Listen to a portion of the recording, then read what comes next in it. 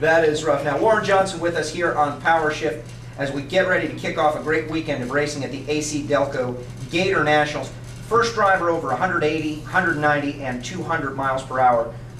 He ran 211 today in a test. Those barriers that we see broken in drag racing, it's always a big deal when you see that big number come up on the board. The idea that you've been able to produce that number so many times, you've always really been associated with miles per hour when it comes to the fans. You want to see big miles per hour, you watch Warren Johnson. Well, miles an hour, everybody equates that it's indicative of actual power level, but it's not all power. When you start looking at the aerodynamics of these cars, aero balance and so forth, you've got to pay attention from one end to the other, top to bottom, side to side. Everything that's in that race car or on that race car, if it doesn't produce a positive result, shouldn't be there in the first place. And I'm sure there are a lot of things that you find and you test and you try, and it's just totally worthless. Well, yeah, I mean, you could try literally thousands of things, but you probably only find one nugget of knowledge that's going to help you in the long run.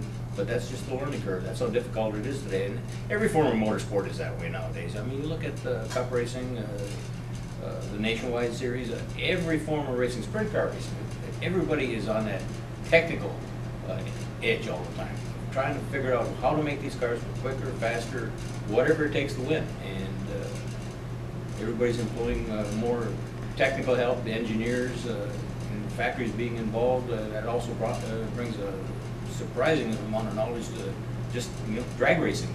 People look at it, gee, we're only going from point A to point B. That shouldn't be too difficult.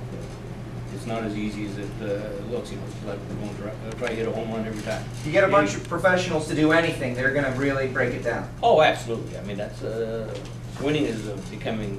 Before it used to be kind of an art. Now it's actually a science. What it takes to win these things. And there's so many factors involved. It's just not horsepower of the car. You've got track conditions, you've got the lane choice, you've got weather conditions. Everything involved has some effect on you winning or losing. Warren Johnson with us here on Powershift. Warren has won this race 9 times here at the Gator Nationals. I am happy to say I've been here for all of them. How about that? Mighty. So you saw all the losses too. I saw all of the losses as well, and that brings us to the driving aspect. Sometimes when we talk about drag racing, we can find ourselves, because it's so interesting, getting into the science of it and how this power is being made and the chassis setups and the weather conditions. But when push comes to shove, someone has got to let the clutch out. And you've been doing that a long time, Warren. You still get the thrill from driving? You love pulling up to the line and going after it? Well, the thrill of it for me has never been actually the driving.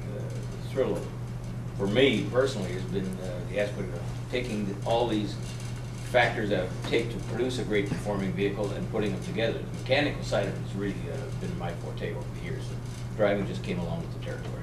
Now, over the past couple of years, we've seen obviously Ken Black Racing, Greg Anderson used to work with you, and Victor Cagnazzi's bunch step up the level of competition in pro stock, building everything that they can build in-house, and they've had success. In the off-season, we've heard, we've read, and you've actually spoken with us on the show that you guys found some power, and it was a result of just ludicrous amounts of man-hours and work. How are you guys able to keep up? You and Kurt just going at it. I know you brought on some employees this year, and from the elapsed times, you found some speed, you found some power. Actually, we didn't bring on any more employees. We just replaced some employees, so we still got the same amount of manpower at the shop. We just became a little more focused. This is not rocket science, so to speak. You can buy a lot of this technology out there, and there's some of this technology is applicable from other forms of motorsports, and that's how a lot of these teams got ahead, is the fact that they employed a lot of this technology and approach into drag racing from other forms of motorsport. But in the long run, everybody else just keeps closing up the performance gap, so we're going to be back in the same form we were, say, 10 years ago, where it was 0.04 of a second top to bottom, and it's just a dogfight out there.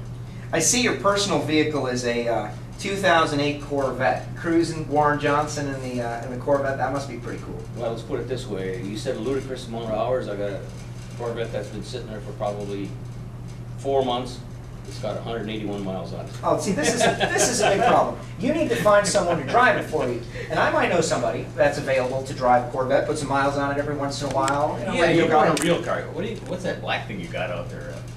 I don't even know what that thing is. Oh, man. Hey, I just want to know my car is black. That's the... Somebody pointed it out to me. Yeah. Oh, boy, that is Yeah, pretty good. you'd want a real car. I would love a real car too. We'll talk to XM, see if they can raise the old paint chips. Okay. We'll see. This weekend's racing action here at Gainesville. The weather's looking good. We're hoping the rain holds off. I know there's been some people suggest, but I've heard them predict rain and it never comes. What are your thoughts about the conditions this weekend? What kind of numbers do you think we can see on this Gainesville quarter mile? Well, you know, NHRA spent a lot of money on the tower and grandstands and suites above here. I believe if they spent a little bit more money on the racetrack, we'd even see better numbers than we're going to see this weekend. You know, it's one of these things that the racetrack will really determine what the performance level is, coupled with the atmospheric conditions. The potential seems to be, I would say you're probably looking at maybe some 650s out there as far as pro stock is concerned, but it's going to be relatively warm. So I don't know what that racetrack is going to hold until we get to get our first shot at it. And when you approach qualifying, in theory, you're going to get 4 shots at the track. I know at the last race you only got 2, and that kind of changes the way the system works. But when you approach the race, do you come into each race trying to just put down a number on the first session and then build on that? Yeah, you try to, you have to approach it with an open mind. You have to assess what the situation is, and you got to be conservatively aggressive on your first shot.